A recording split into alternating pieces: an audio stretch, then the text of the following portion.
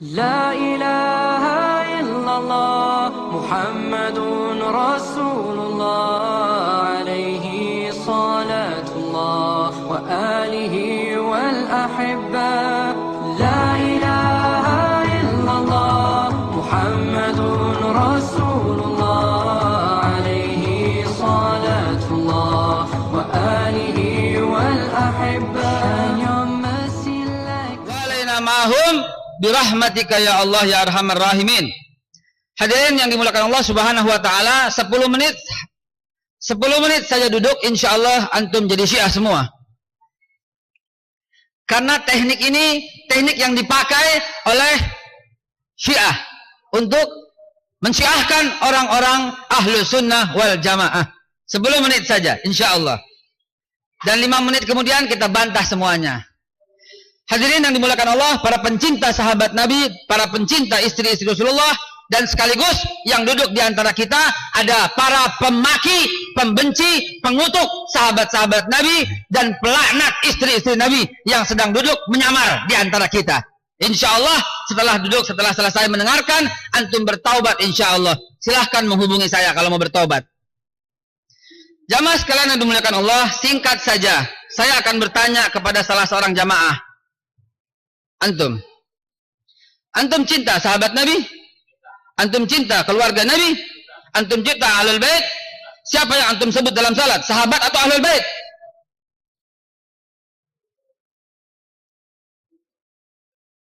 Coba sebut sahabat Nabi dalam salat. Sah salat antum? Batal. Betul? Tapi coba antum menghindari menyebut ahlul bait dalam salat antum. Batal juga salat ente. Lalu siapa yang ente cintai sebenarnya? Sahabat atau ahlul bait?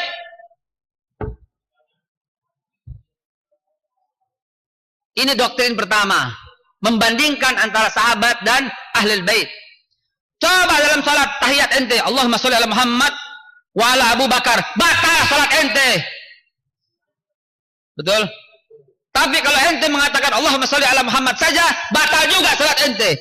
Berarti ente harus cinta ahlul bait di atas semuanya. Betul? Ini teknik pertama. Orang-orang awam pun akan berpikir, oh iya bener. Begitu ya sahabat. Ana udah kenyang. Insya Allah sekarang sebagai pertobatan. Tapi demi Allah, saya pernah menggeluti dunia Syiah bukan dalam rangka ikut masuk Syiah. Demi Allah, demi Allah, demi Allah. Bukan untuk itu. Tetapi untuk belajar lebih dalam, semua faham. Bertakiyah dulu sementara bertakiyah. Kan Syiah suka takiyah. Kita balas takiyah dengan takiyah. Keluar? Belum. Ini nggak keluar bukan dalam rangka sabotase Syiah ya. Jadi jamaah sekalian dimulakan Allah, dalam teknik pertama saja ada 9 teknik. Teknik pertama kita sudah tergugah. Oh begitu. Lalu dibandingkan. Lalu kemudian dibawakan hadis-hadis sahih. Bahwa sahabat Nabi ingkar kepada Rasulullah. Bahkan ketika Rasulullah wafat pun, siapa yang menyelenggarakan jenazahnya? Siapa yang menggali kuburnya? Siapa yang mengkafani Rasulullah? Siapa yang menyolatkan Rasulullah? Tidak sahabat, tetapi para ahlul bait. Mulai. Bahkan Nabi Sallallahu Alaihi Wasallam dalam hadis Bukhari Muslim sebenarnya telah mengangkat Ali sebagai khalifah. Dalam peristiwa Ghadir Qum, Rasulullah bersabda, "Man kuntu maulahu fa'aliyu maulahu." Siapa yang mengangkat aku sebagai maula, wakilnya, pelindungnya, sahabatnya, maka Ali juga sahabatnya, pelindungnya dan walinya. Maka dengan hal yang ketiga ini, kemudian dia bertanya, sudah ya?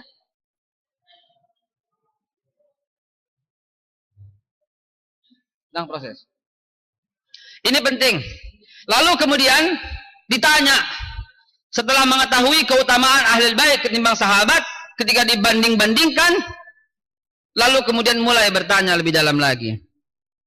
Kemana ahlul bait itu sekarang? Kemana mereka sekarang? Mereka dibantai di Karbala. Lalu diputarkan film tentang Karbala. Ini laptopnya sayang belum keluar ya. Lalu diputarkan film tentang Karbala yang membuat orang menangis, terseduh-seduh nangis. Dan kemudian ditanya, siapa khalifah pada waktu terjadinya Karbala? Dialah Yazid yang melawan Hussein. Siapakah Yazid? Ayahnya siapa? Dialah Muawiyah yang melawan Ali bin Abi Thalib. Lalu siapakah ayahnya Muawiyah? Abu Sufyan yang melawan Rasulullah sallallahu alaihi wasallam. Artinya keluarga ini dari dulu memusuhi Nabi dan memusuhi Nabi sallallahu alaihi wasallam. Tuh, begitu. Abu Sufyan memusuhi Rasulullah sallallahu alaihi wasallam. Abu Sufyan punya anak Muawiyah. Muawiyah memusuhi Ali bin Abi Thalib. Lalu kemudian Muawiyah punya anak Yazid memusuhi Hussein. Inilah musuh ini, keluarga ini dari dulu mendengki kepada Nabi sallallahu alaihi wasallam. Sudah keluar? Sudah keluar, alhamdulillah. Baik. Nah, jadi jamaah sekalian, lihatlah bagan yang telah saya buat. Ini boleh dikopi supaya jamaah sekalian tahu persis teknik dan taktik mereka dalam rangka membuat negara kesatuan Republik Indonesia pecah belah. Na'udzubillah, summa na'udzubillah. Kita tidak mau negara kesatuan Republik Indonesia ini seperti Suriah, seperti Irak, seperti Iran, seperti Yaman, seperti Lebanon, seperti semua negara-negara yang tadinya Sunni, yang tadinya Ahlussunnah wal Jamaah, sekarang pecah berantakan. Anak-anak kita dibunuh, istri-istri dan anak-anak perempuan kita diperkosa di jalanan. Demi Allah, demi Allah, demi Allah kita bersumpah, tidak akan pernah kita izinkan para pemaki sahabat itu, para pencaci istri Nabi itu berjaya di bumi negara kesatuan Republik Indonesia. Suka enggak suka, senang enggak senang, rela enggak rela, negeri ini dibangun atas akidah Ahlus Sunnah wal Jamaah. Suka enggak suka, negara ini yang melawan penjajah-penjajah Belanda diawali dengan para pahlawan. Seluruhnya pahlawan adalah para pahlawan pencinta Nabi, pencinta Ahlul Bait, dan sekaligus pencinta sahabat-sahabat Rasulullah SAW, dan orang-orang yang menghormati istri-istri Nabi. Wahai Syiah yang sekarang sedang duduk di antara kita, ente silahkan jadi Syiah, enggak apa-apa. Kalau orang Betawi bilang enggak apa-apa. Kenapa? Karena ini bumi negara kesatuan Republik Indonesia yang belum melarang ente. Silahkan, tapi jangan coba-coba memaki orang yang kita hormati. Jangan coba-coba melaknat ummahatul mukminin.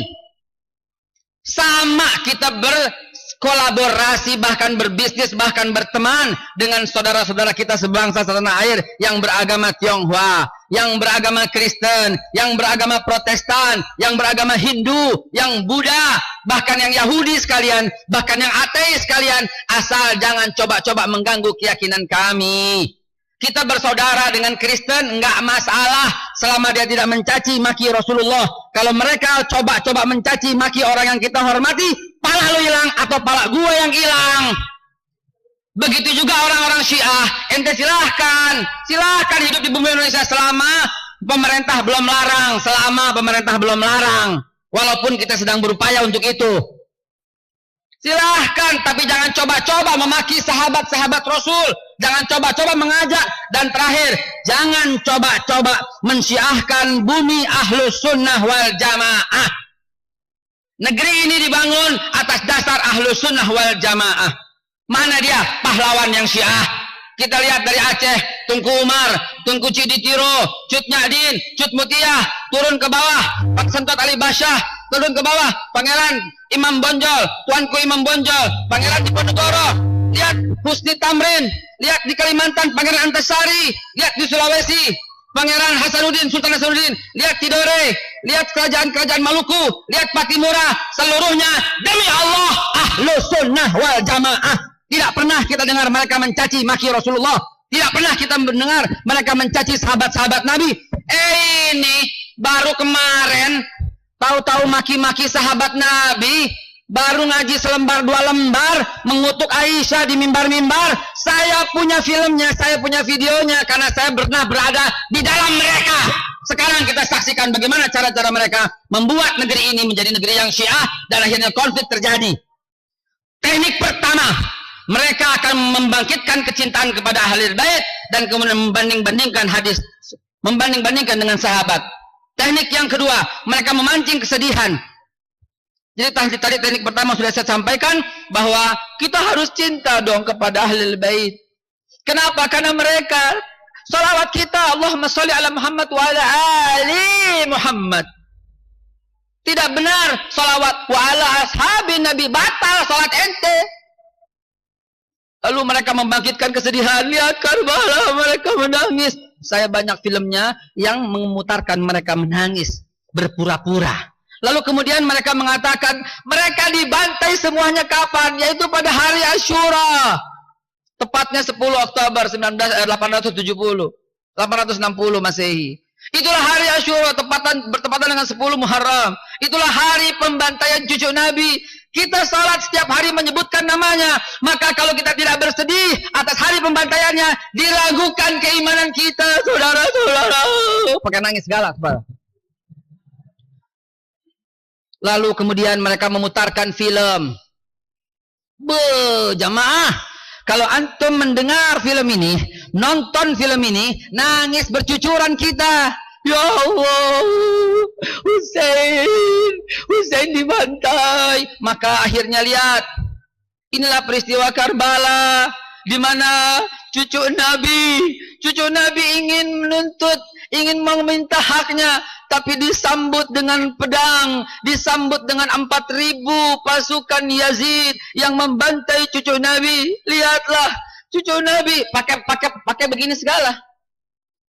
Husain dibantai, dia tidak membawa senjata, dia tidak membawa pedang, dia tidak membawa panah, dia tidak membawa senjata apapun, dia hanya membawa iman untuk menyadarkan Yazid bin Muawiyah bin Abi Sufyan. Tetapi lihat sambutannya, kemudian palanya dipenggal, kemudian palanya diarak, dijadikan bola. Ya Allah, dialah Husain, dialah Husain. Maka mulai teriak, labbaik ya Husain, labbaik ya Husain.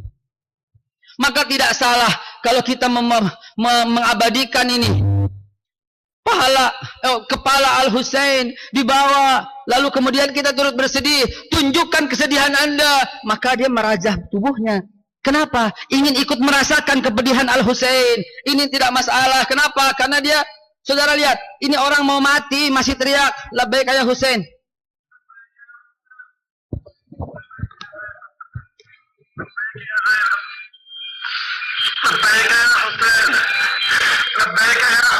Kita kan bingung, masa labbaik ya Husain? Ini yang Ustadz Abdurrahman yang mendengarkan.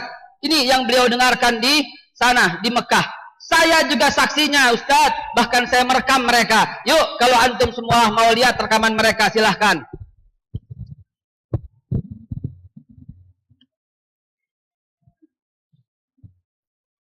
Oke, ini, sini.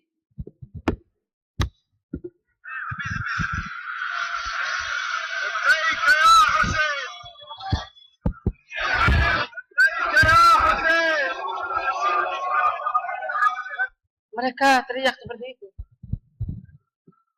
Persis apa yang disampaikan oleh Ustadz Abdurrahman tadi. Saya putarkan filmnya biar jamaah sekalian lebih terasa. Oh, begitu ceritanya. Labbaik ya Husain, banyak sekali. Nah, misalnya ini, ya, dalam peristiwa haji.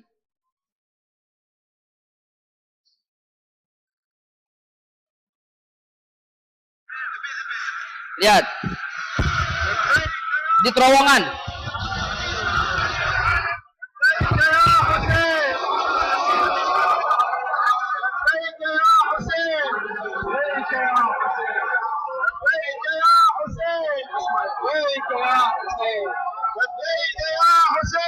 Jadi saudara sekarang melihat semua, bukan hanya khatib kita Ustaz Kyai Abdurrahman, tapi saudara melihat semua teriakan mereka. Siapa yang ngajarin ini saudaraku? Kok labbaik ya Husain? Kok labbaik ya Husain? Lucu sekali. Maka kita lihat dedengkot-dedengkotnya mereka. Lihatlah, dedengkot ini berteriak dengan tegasnya dalam sebuah peristiwa, ya, acara. Ini di Indonesia, saudaraku. Ini di Indonesia. Saudara lihat. Saudara bisa lihat orang-orang yang teriak ini. Ini tidak keluar, kenapa? Ini ada sabotase Syiah, ini nggak keluar filmnya. Ya, jadi banyak sekali yang saya akan sampaikan, cuman sayang sekali beberapa hal tidak keluar gitu ya. Mudah-mudahan bukan sabotase dari Syiah. Masih lanjut? Masih boleh? Ana terserah antum. Kalau antum bilang cukup, ana cukupin. Jamaah sekalian yang dimuliakan Allah, kenapa lebay kayak Hussein? Ini ada dalam peristiwa-peristiwa. Ada dalam Indonesia, bukan jauh-jauh. Ya, tadi film sebagian yang nggak keluar itu bukan di Karbala, bukan di Saudi Arabia, bukan di Depok, di Kampung Sawah, di Buncit Raya. Ya, Masya Allah. Teknik yang keempat, mereka menjadikan 10 Muharram ini sebagai pintu masuk membangkitkan spiritual emotion. Dengan teknik NLP, subconscious mind, mereka bercerita cucu Nabi dibantai dengan kejam, lalu kemudian mereka harus duduk, harus menangis. Kemudian pada saat terjadinya Karbala, siapa yang jadi? Itulah Yazid. Lalu mereka mengatakan Muawiyah pun merebut tidak sah daripada Ali. Kemudian Muawiyah tidak mengakui, justru menjadi tandingan. Lalu kemudian apa yang terjadi? Teknik ketujuh, mereka menceritakan kedekatan Nabi dengan Ali sebagai sahabat utama. Bahkan mereka mengungkapkan hadis yang populer tapi dipotong. Apa itu? Ana Madinatul Ilm wa Ali babuha. Aku kotanya ilmu, Ali pintunya. Dipotong depan sama akhir. Lengkapnya ada dalam Tarikh At-Tabari, dalam Ibnu Al-Asqalani, bahkan dalam Husain Haikal dalam Mesir, itu lengkap sekali hadisnya. Aku kotanya ilmu, Abu Bakar atapnya, Umar dindingnya, Utsman jendelanya, Ali pintunya. Lengkapnya begitu. Depan ambil, belakang ambil. Dasar busuk. Yang nomor 8, akhirnya mereka mengatakan kesimpulannya sudah mulai mendekati akhir. Tidak ada yang mengurus jenazah Nabi, hanya Ali, Abbas yang dibantu yang menuangkan ayat Hasan dan Husain. Sahabat yang lain kemana? Sahabat yang lain sedang berebut kekuasaan di Sakifah. Mulai ada rasa benci. Tadi belum ada. Nah, mulai hari kedua, hari ketiga, ini 3 hari. Ya, mulai hari ketiga dimasukkanlah cara-cara untuk membenci sahabat Nabi. Dan pakai ayat. 554 Al-Maidah 54 itu pakai ayat. Ini ayatnya untuk orang beriman, tapi yang murtad berarti ada. Dan ayat itu turun pada zaman Madaniyah. Ya ayyuhalladzina amanu man yartadda minkum an dinihi fasawfa ya'ti biqaumin yuhibbun. Itu dia ayatnya. Jadi jangan ragu-ragu mengatakan itu. Terakhir yang ke-9, hanya Ali yang berhak, bukan Abu Bakar, bukan Umar, bukan Utsman, karena mereka telah kafir pada waktu mengabaikan pesan Nabi di Ghadirkum. Lihat, ini bukan adu domba saudaraku, ini ada dalam kitab Al-Mukhtarat min Ahadits wal Khutbat Al-Imam Khomeini halaman 42. Nabi Muhammad termasuk Nabi yang gagal. Betapa kurang ajarnya manusia laknat ini. Allah mengatakan, Allah menyematkan asmanya kepada Rasulullah. Tidak pernah Allah mencopot Asmaul Husna yang bernama Al-Azim kecuali pada satu-satunya makhluk. Wa innaka la'ala khuluqin alim. Satu-satunya makhluk yang mendapat predikat Al-Azim itu Rasulullah SAW. Cecunguk ini mengatakan Nabi Muhammad gagal. Gimana nggak kurang ajar manusia ini? Belum cukup sampai di sana, orang ini pun berkata Aisyah adalah kafir, anti keluarga Nabi, berbuat keji. Apa yang kalian katakan ini? Karbala lebih utama dari Ka'bah. Tanah Karbala akan diangkat ke surga, serta Karbala menjadi tempat yang paling mulia di surga. Coba lihat, kalau antum mengatakan, lihat betapa bencinya mereka. Lihat sandalnya, tertuliskan Abu Bakar, Umar, Aisyah, Hafsah. Kok sendal dibikin begini? Apa ini yang kita harapkan di bumi tercinta ini? Langkain dulu 210 juta umat Islam Ahlus Sunnah wal Jamaah di negeri ini.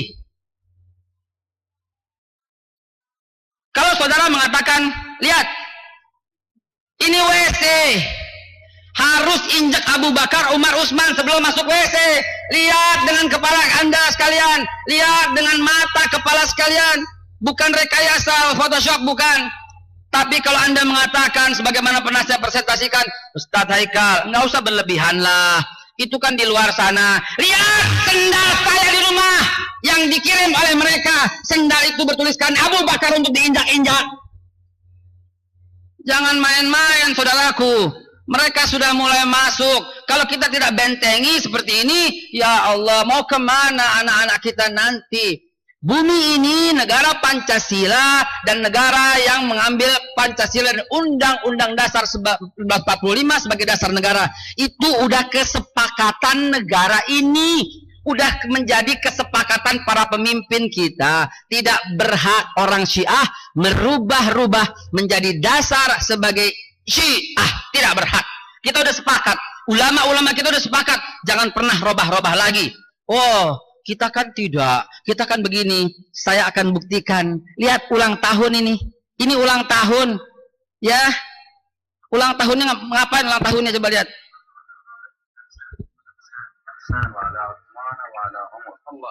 Ulang tahun, sayang, filmnya nggak berjalan ya. Laknatullah ala Umar, laknatullah ala Aisyah, wa laknatullah ala Hafsah. Ulang tahun aja begitu. Bagaimana nggak benci? Oh, itu kan di luar sana. Lihat. Lihat buku SMP kelas 2. Ketika menjelaskan keturunan Umar bin Khattab. Lihat. Tanya para penerbitnya. Kenapa gambar Umar bin Khattab harus ada dalam gambar babi? Kenapa coba? Ini sudah masuk. Nggak bisa diam-diam aja. Nggak bisa duduk-duduk santai. Nggak bisa. Ini harus kewajiban semua para da'i, semua para pengurus masjid, semua para orang yang mencintai Allah, Rasulullah dan para sahabat untuk menghentikan gerakan Syiah secara sistematis di bumi Indonesia ini. Lihat yang kami temukan. Sedang sosialisasi buku MPR DPR waktu itu. Ternyata di tengah-tengahnya ada buku kemuliaan tentang Ali bin Abi Thalib. Kalau ini saya tidak bisa ungkapkan di umum karena betapa busuk, ya, kotor kata-katanya. Ini adalah tekniknya. 4 pilar kebangsaan yang terancam, Pancasila, UUD 45, NKRI, Bhinneka Tunggal Ika, dengan ini. Pertama, remote control di ICC, Islamic Culture and Center, Jakarta, didirikan oleh Iran. Yang kedua, indoktrinasi, media penyebaran. Yang ketiga, target 4 pilar integrasi. Jamaah sekalian, ini boleh disimpan dan akan saya simpan di laptop ini. Yang menginginkan materi ini, silahkan menghubungi pengurus dan sebarluaskan kemanapun Anda bisa. Bagaimana tekniknya? Gampang. Untuk mengatasi ini semua gampang. 1, jangan dilawan, biarkan mereka. 2, jangan dilawan, biarkan mereka. 3, jangan dilawan, biarkan mereka. Karena ini semuanya benar dan fakta. Kita memang mencintai cucu-cucu Nabi. Kita memang mengakui Ahlul Bait adalah mulia. Kita memang turut bersedih dengan peristiwa Karbala. Kita juga boleh memperingati Asyura untuk meningkatkan kecintaan kepada Ahlul Bait, silahkan. Tapi di dalamnya harus teriaknya adil dong. Jangan labbaik kayak Husain doang loh. Labbaik kayak Muhammad sallallahu alaihi wasallam. Labbaik kayak Hamzah yang di black, yang dirobek-robek dadanya. Labbaik kayak Ja'far yang dipotong-potong sampai kukunya. Labbaik kayak Umar yang dibunuh oleh Ibnu Muljam, Abu Lu'lu' al-Firaus. Labbaik kayak Utsman yang dipotong-potong oleh Abdullah bin Sabah dan pasukan yang bernama Muhammad bin Abu Bakar. Labbaik kayak Ali yang ditikam oleh Ibnu Muljam. Labbaik kayak Ja'far. Labbaik kayak Ammar bin Yasir. Labbaik kayak Sumayyah. Sebut semua dong. Jangan cuma satu. Karena yang berduka bukan cuma satu. Yang berkorban untuk Islam juga bukan satu. Sebut juga. Labbaik kayak Diponegoro. Yang berkorban saat sakit sampai di rumahnya tidak punya apapun. Teriak juga dong untuk pahlawan Indonesia. Labbaik kayak Cut Nyadin. Labbaik. Kenapa? Karena dia berkorban untuk kemerdekaan Indonesia. Sebut semua dong. Jangan cuma satu. Akhirnya mengkultuskan ini. Kita mencintai semuanya. Sebut dong. Labbaik kayak Wali Songo. Kenapa? Dibantai oleh Cornelius de Houtman. Mereka, Cornelius de Houtman, pembantai Wali Songo. Dan cucu-cucu Wali Songo dibantai. Sejak kedatangan cucu Nabi yang ke-22, Maulana Malik Ibrahim, atau yang lebih kita kenal Sunan Gresik, keturunannya dibantai oleh Cornelius de Houtman. Sebut dong mereka. Jangan cuma ya Husain doang. Kita tidak bisa bantah itu. Yang keempat, yang kelima, yang keenam baru kita bisa boleh bantah. Bagaimana cara bantahnya? Sederhana. Sederhana saja. Bahwa yang terjadi persis seperti yang beliau katakan. Saya ceritakan sejenak begini tentang Muawiyah dan Ali bin Abi Thalib. Dari mana konfliknya?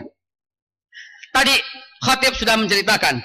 Konflik itu terjadi karena Abdullah bin Sabah yang kaum Syiah tidak mengakui. Katanya tokoh fiktif. Faktanya yang terjadi adalah ketika Utsman bin Affan terbunuh, ya, Utsman bin Affan terbunuh, kemudian Ali bin Abi Thalib bukan tidak mencari pembunuh Utsman, tapi suasana lagi chaos, lagi genting. Maka Ali lebih fokus ijtihadnya untuk membenarkan ini. Namun Muawiyah tidak setuju dengan pendapat Ali. Baca sejarah dengan lengkap, Muawiyah dan Ali tidak pernah berselisih faham, kecuali Muawiyah tidak bersedia diturunkan sebagai gubernur Kufah dan Basrah, tapi tidak pernah mengangkat dirinya sebagai khalifah. Namun karena kekuasaannya cukup besar, maka akhirnya dijadikan usulan. Mari, kata siapa? Mari kita rapat. Nih, sejarah yang tepat demikian. 42 kitab sejarah, saya berani bersaksi, 42 kitab sejarah yang menceritakan ini. Yang umum, yang netral. Bukan sejarah dari Ahlussunnah wal Jamaah, bukan pula sejarah dari Syiah, tapi ini sejarah murni yang netral. Apa yang terjadi? Pada waktu itu telah terbentuk pemerintahan di bawah Ali bin Abi Thalib, di mana Ali mengangkat sekneknya, mensesneknya, sekretarisnya Abu Musa al-Asy'ari. Ternyata Muawiyah juga telah membuat susunan kabinet, dan susunan kabinet mensesneknya dari Muawiyah bin Abi Sufyan adalah Amr bin As. Nah, kemudian mereka sepakat untuk menurunkan keduanya demi kemudian supaya mengangkat satu khalifah yang sah. Akhirnya sepakatlah mereka. Lalu kemudian Amr bin As berkata, mari kita turunkan masing-masing presiden kita, lalu kemudian kita mufakat musyawarah untuk mengambil. Baik, maka Abu Musa al-Asy'ari pidato dengan cara yang singkat. Amma ba'du, demi keutuhan, demi kerukunan bersama, kami menurunkan Ali bin Abi Thalib sebagai khalifah. Turunlah Ali sebagai khalifah secara sah menurut undang-undang. Namun yang berikutnya giliran Amr bin As. Tetapi Amr bin As tidak menyepakati. Amr bin As pidatonya begini. Saudara-saudara sekalian, saudara sudah dengar bahwa Ali telah turun sebagai khalifah, maka sekarang yang sah adalah Muawiyah bin Abi Sufyan. Demikian, ini adalah persoalan politik. Sama halnya, tidak menjadikan antum kafir karena memilih Agung Laksono daripada Abu Rizal Bakri. Anda pendukung Abu Rizal Bakri tidak menjadi murtad karena mendukung Agung Laksono. Begitu juga soal Romi dengan Surya Dharma Ali. Ini hanya sebuah politik semata. Toh setelah itu mereka sholat bersama-sama dan meminta Ali bin Abi Thalib sebagai imam dan sholat bersama-sama. Tidak menjadikan saling mengutuk, saling kafir. Adapun perang antara Ali dengan Aisyah tidak pernah terjadi. Tidak pernah terjadi. Saya bisa buktikan tidak pernah terjadi dengan peta. Di mana perangnya, bagaimana. Yang terjadi adalah Aisyah diserang oleh pasukan Al-Jausan dari Basra dan Kufah. Ali di Madinah, Aisyah dari Mekah ke atas. Kalau Aisyah menyerang Ali, maka peperangannya harus terjadi di Madinah. Tapi Aisyah dengan Zubair bin Awam, dengan Talhah bin Ubaidillah, dan para sahabat senior itu ke atas ke Basra untuk mencari pembunuh Utsman karena sembunyi. Di tengah jalan dia sedang dihadang oleh penduduk Kufah dan diperangi. Dan Ali bin Abi Thalib datang dari Madinah untuk menjemput Aisyah karena Ali berpesan, karena mengingat sabda Nabi SAW. Apa kata Rasulullah? Wahai Ali, saat kau menjadi khalifah, nanti akan ada fitnah terhadap istriku. Tolong selamatkan dia dan bawa kembali ke kota. Bawa kembali ke kota. Itu amanah Rasulullah SAW kepada Ali bin Abi Thalib. Orang Syiah, wahai Syiah, ketahuilah, kenapa ente memaki Aisyah padahal Ali sangat menghormati Aisyah? Kenapa ente yang duduk di sini memaki Abu Bakar Siddiq? Coba ente buka kitab dong. Setelah Fatimah wafat, Ali menikah lagi. Siapa anaknya? Abu Bakar bin Ali bin Abi Thalib. Anak yang kedua, kemudian anak yang keempat, maaf, Hasan, Husain, Abu Bakar. Lalu kemudian siapa? Siapa jawab? Anak ketiga, keempat Ali bin Abi Thalib. Umar bin Ali bin Abi Thalib. Ali sangat mencintai Aisyah, Ali sangat mencintai Abu Bakar, sangat menghormati Umar dan memberikan nama-nama anaknya sesuai dengan nama-nama sahabat Nabi. Kenapa ente benci? Nggak masuk di akal. Adapun peristiwa Muawiyah, sebenarnya Muawiyah mengakui cuma terjadi politik. Dengarkan ini dalam waktu 2 menit. Dengarkan, antum pun saya jamin akan berselisih paham. Dengarkan. Ketika Ali bin Abi Thalib wafat terbunuh oleh Ibnu Muljam dan udah kadung, palu diketok, Muawiyah sebagai khalifah. Walaupun itu kita akidah Ahlus Sunnah wal Jamaah tidak mengakui hanya 4. Kenapa kita begitu? Karena kita ikut Nabi. Rasulullah bersabda, "Alaikum bisunnati wa sunnatul khulafaur rasyidin al-mahdiyyin." Wajib atas kalian ikut sunnahku dan sunnah khulafaur rasyidin. Siapa ini? Kata Rasulullah, jawabannya dalam hadis lain, salasun, 30 tahun mim ba'di, setelahku. Kalau kita pakai akal, 30 tahun sesudahku adalah Nabi Muhammad SAW wafat tahun 632, digantikan oleh Abu Bakar Siddiq selama 2 tahun, 634. Abu Bakar wafat, kemudian digantikan oleh Umar bin Khattab selama 10 tahun sampai 644. Kemudian Utsman bin Affan selama 13 tahun sampai 697. Kemudian Ali bin Abi Thalib selama 5 tahun. Coba tambahin 2 tambah 10 tambah 13 tambah 5 sama dengan 30. Itulah akidah Ahlus Sunnah wal Jamaah yang mengakui 4 khalifah. Adapun kita tidak bisa mengatakan Muawiyah bersalah karena bukan hak kita. Siapa ente? Muawiyah 20 tahun sebagai khalifah, 20 tahun sebagai gubernur. Masya Allah jasanya. Dan jangan lupa, buka kitab sejarah Tionghoa yang pertama kali menginjakan bumi di Indonesia, yang mengislamkan adalah tahun 646, adalah utusan Utsman bin Affan. Dialah yang bernama Muawiyah bin Abi Sufyan.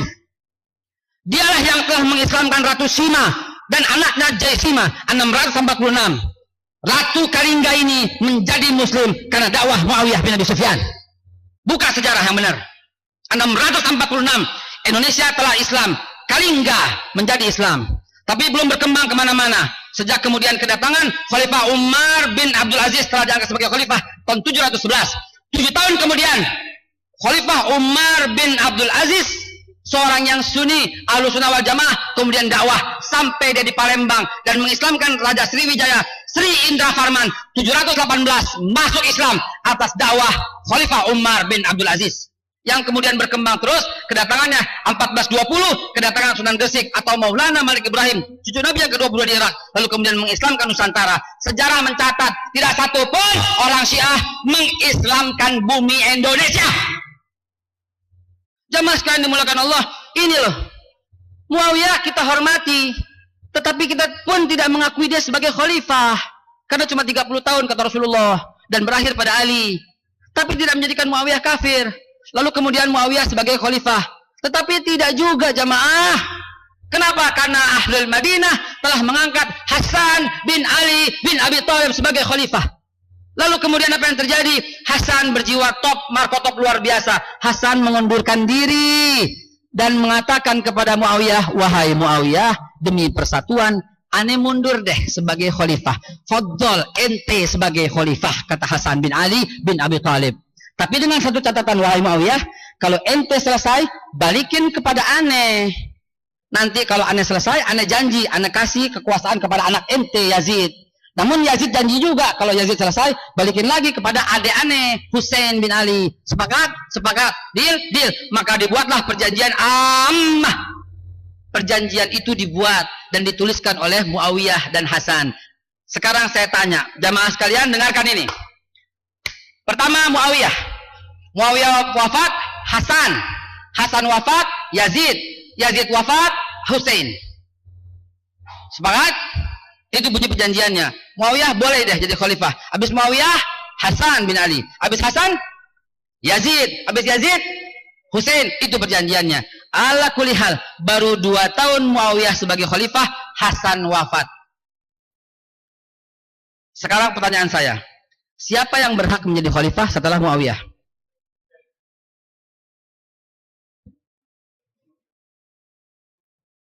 Yazid, Husain. Yazid, Husain. Ente sendiri berbeda pendapat, apalagi mereka yang hidup tahun 680. Jadi ini lumrah, normal. Nggak usah berlebihan deh orang Syiah dengan mengkafirkan semua orang yang tidak ikut Ali. Nggak usah. Kafir mengkafirkan itu tidak layak di bumi kita. Itu hak prerogatifnya Allah Subhanahu Wa Taala. Tidak juga majelis ulama. Anda pun tidak mengatakan ente kafir dari awal sampai akhir. Anda tidak mengatakan ente kafir. Anda cuma bilang bumi ini Ahlus Sunnah wal Jamaah, jangan rusak bumi ini, jangan hancurkan ketentraman negeri ini. Cuma itu yang Anda bilang. Haknya majelis ulama, haknya pemerintah. Sekali lagi, pikir dengan sederhana. Muawiyah. Kalau Muawiyah wafat, Hasan. Hasan wafat, Yazid bin Muawiyah. Yazid wafat, Ali. Itu bunyi perjanjiannya. Sekarang tiba-tiba Muawiyah udah mau mangkat, Hasan bin Ali meninggal. Siapa khalifah berikutnya? Yazid, Husain, Yazid, Husain. Ente sendiri, kita sendiri beda pendapat. Akhirnya Muawiyah berkata, aku akan menyerahkan kepada Hasan, tapi Hasan udah wafat. Karena itu Yazidlah yang berhak. Nanti abis Yazid baru Husain.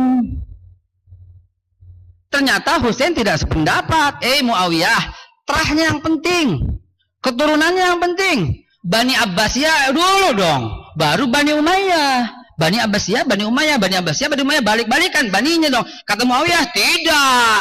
Perjanjiannya bukan soal bani-bani, soal nama. Muawiyah dulu, baru Hasan. Hasan wafat, ya Yazid dong. Maka Muawiyah secara sepihak mengangkat Yazid anaknya sebagai khalifah. Husain nggak terima. Maka Husain ingin berdiskusi baik-baik sama Yazid. Mari kita berangkat. Mari kita berangkat. Mari kita jalan. Sahabat berkata, sudahlah Husain, sabarlah. Kau tidak tahu apa yang sedang dihadapi mereka. Diamlah di sini. Tidak, kata Husain. Pantang cucu Nabi takut. Bukan soal takut atau berani, Cong. Tapi strategi ini, Cing.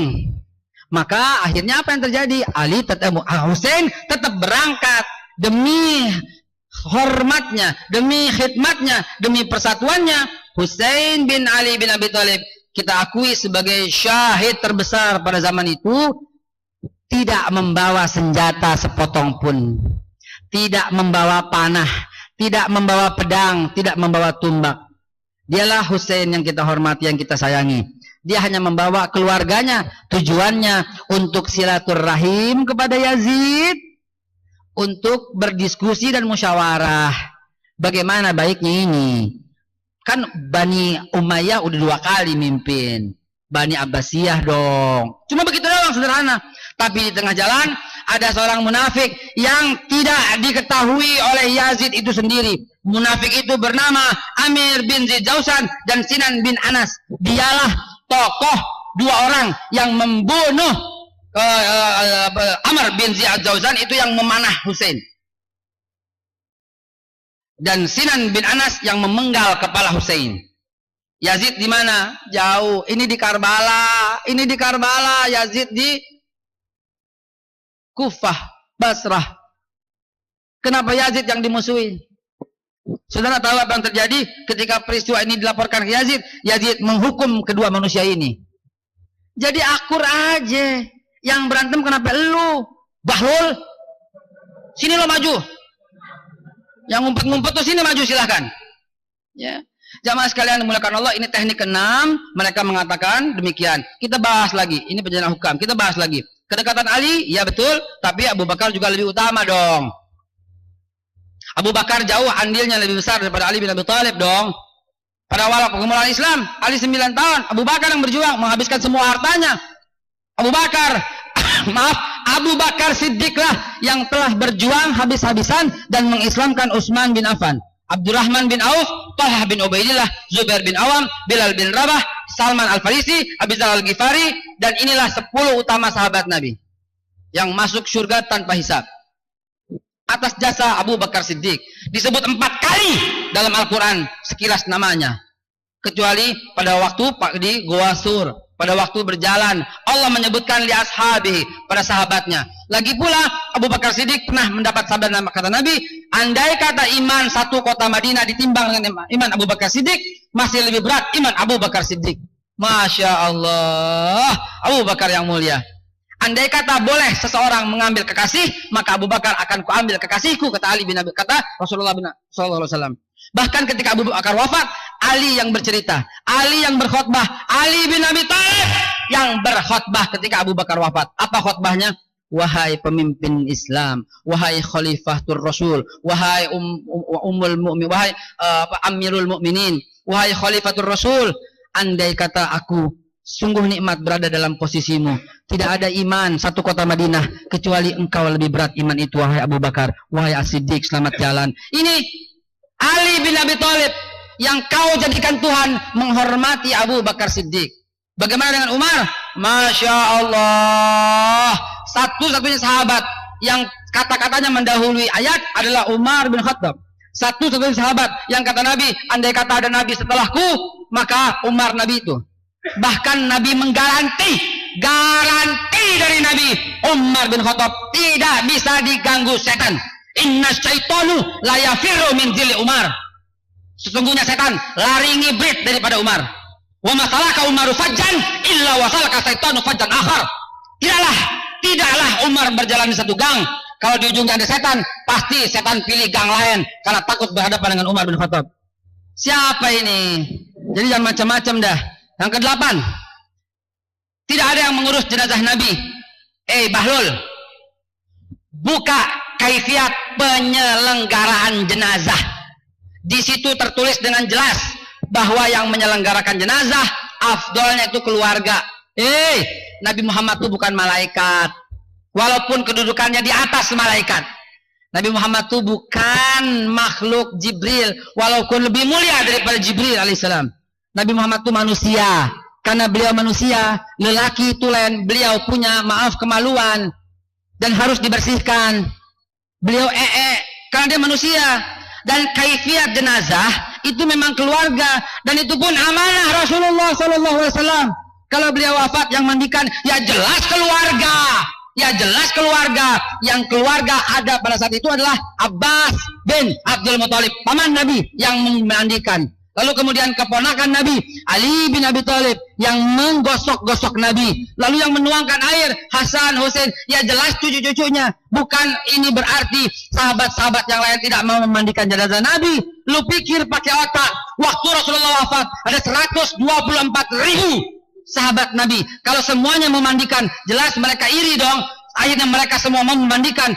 3 bulan baru kelar mandiin Nabi, karena yang mandikan 124.000 orang. Ya jelas dong keluarga, pakai otak dong. Dan ini sahabat, ini kaifiat Nabi, ini pesan Rasulullah. Terakhir, soal Ghadir-Qum, kita bantah dengan simpel sekali. Apa itu Ghadir-Qum? Ghadir-Qum sebuah tempat di antara Mekah dan Madinah, tepatnya di Jauhah. Ini Ghadir-Qum. Nabi pernah berkata benar dalam hadis, Nabi pernah mengangkat Ali di Ghadir-Qum dan berkata, man kuntu maulahu fa aliyu maula. Siapa yang menjadikan aku maula, maka Ali maulanya. Pakai otak dengan sederhana. Ini bukan legitimasi Ali sebagai khalifah, bukan. Ambil contoh, pernah Abu Bakar dan Umar berselisih paham. Nabi tidak mengatakan, Umar lu salah, Abu Bakar lu benar, tidak. Tapi Nabi berkhutbah dengan sederhana. Apa khutbah Nabi? Wahai penduduk Madinah, andai kata iman kalian ditimbang oleh iman Abu Bakar Siddiq, maka lebih berat iman Abu Bakar Siddiq. Amma ba'du. Itu tahu Nabi lagi nyindir Umar. Umar jangan macam-macam lu Abu Bakar. Habis kejadian itu, Umar menghampiri Abu Bakar dan minta maaf. Contoh lagi, ada seorang sahabat Nabi kentut. Kentut lagi khutbah. Apa kata Nabi? Yang kentut batal, wudhu lagi. Begitu? Tidak. Nabi nggak pernah memalukan orang di tengah umum. Nabi langsung mengatakan, sesungguhnya memperbaharui wudhu itu sebuah kebaikan. Sahabat pada diri. Apa kata yang kentut? Selamat gua nggak ketahuan. Begitu kan? Ini cara-cara bijaksana Nabi SAW. Peristiwa Ghadir-Qum persis begitu.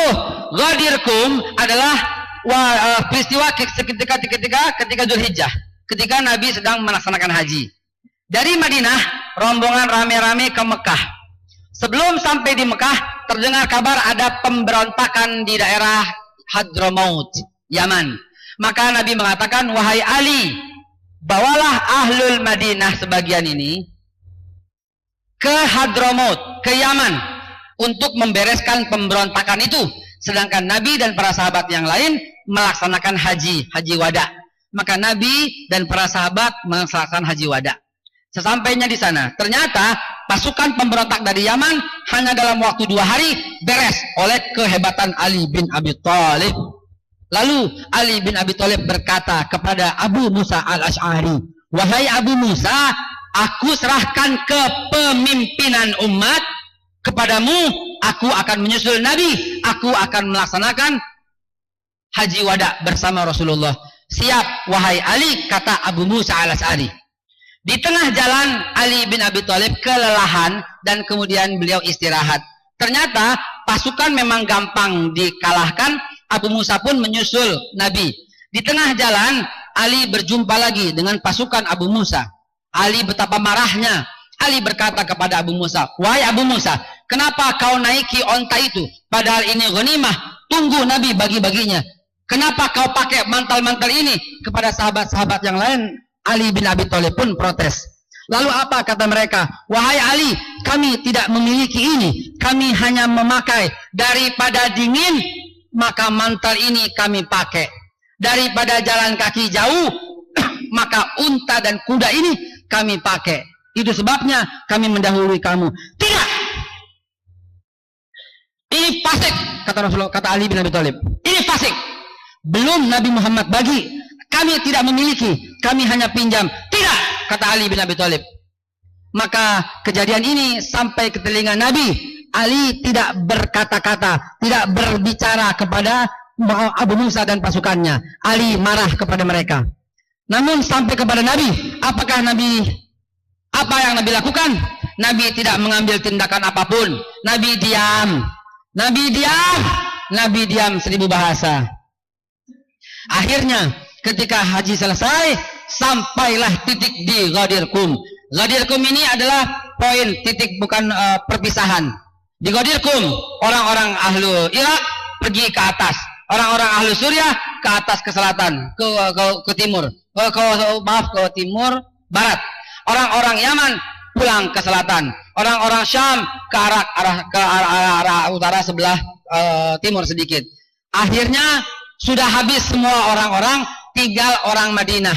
Baru Nabi berkata, mengangkat tangan Ali, man kuntu maula fa Ali maulahu. Siapa yang menjadikan aku sahabatnya, maka jadikan Ali sahabatnya. Itu untuk Abu Musa al-Asy'ari dan kawan-kawan yang memusuhi Ali. Bahlul. Habis itu Abu Musa datang kepada Ali dan minta maaf, wahai Ali, kami yang salah, engkau yang benar. Itu bukan legitimasi pengangkatan Ali sebagai khalifah. Kalau Nabi berniat mengangkat Ali sebagai khalifah, Nabi harusnya bicara di Mekah bersama orang ahli Kufah, ahli Basrah, ahli Yaman, ahli Syam, semuanya lagi kumpul semuanya itu. Baru Nabi berkata, kalau aku wafat, Ali penggantiku. Itu baru legitimasi. Kalau ketemu hadis begitu, bisa kita katakan Abu Bakar mengambil haknya Ali. Tapi Nabi tahu ayat, Rasulullah paham Al-Quran. Dalam Islam tidak ada patrilineal. Dalam Islam itu semuanya musyawarah, mufakat, musyawir, tasyawiru. Musyawarahlah kalian, kata Allah.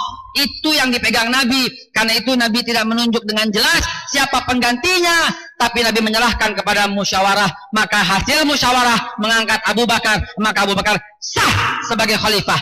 Hasil musyawarah mengangkat Umar, kemudian sah sebagai khalifah. Hasil musyawarah mengangkat Utsman, kemudian sah sebagai khalifah. Hasil musyawarah mengangkat Ali sebagai khalifah, sah. Inilah akidah Ahlus Sunnah wal Jamaah. Dari waktu 10 menit saya sudah 2 jam. Hampir 2 jam. Ini sekadar cuplikan. Lihat Imam Ja'far Shadiq yang sangat dimuliakan oleh orang-orang Syiah. Ternyata bapaknya itu namanya Imam Al-Bagir, ibunya Ummu Farwa. Ternyata ibunya itu Ummu Farwa punya ayah namanya Imam Qasim, punya ayah namanya Muhammad, punya kakek namanya Abu Bakar Siddiq. Yang benar aja. Waduh, ini para dedengkot Syiah ini, ya Allah. Ya. Nah, ini ada contoh ajarannya. Siapa yang mau Syiah? 5 jam $50. Ayo, ini pasar mut'ah. Ayo, silakan. Yang mau perempuan pilih. Dipilih. 1 hari $75. Kalau mau 2 hari $100. Kalau gadis perawan tambah lagi $150. Ayo, dipilih. Habis dipilih, boleh dipakai di tenda-tenda di samping Masjid Syiah. Boleh, ayo dipakai, silahkan.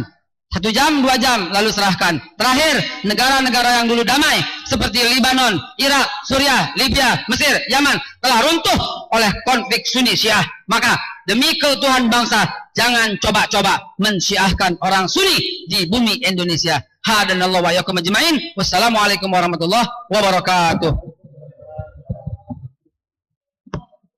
Takbir! Takbir! Takbir! Sallu ala Nabi.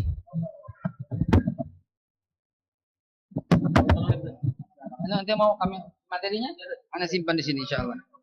Anda simpan materinya di sini insyaallah. Alhamdulillah rabbil alamin. Insyaallah. Oh, masyaallah, ya khair. Assalamualaikum warahmatullahi wabarakatuh. Alhamdulillah. Lebih. Saya copy sekarang. Lihat, saya tidak kurangi, tidak tambah. Saya katakan file, langsung save as di dalam desktop ya. Boleh dalam desktop ya. Dalam desktop saya simpan, mana desktopnya itu? Nah, desktop. Saya punya ratusan film, Pak. Ratusan film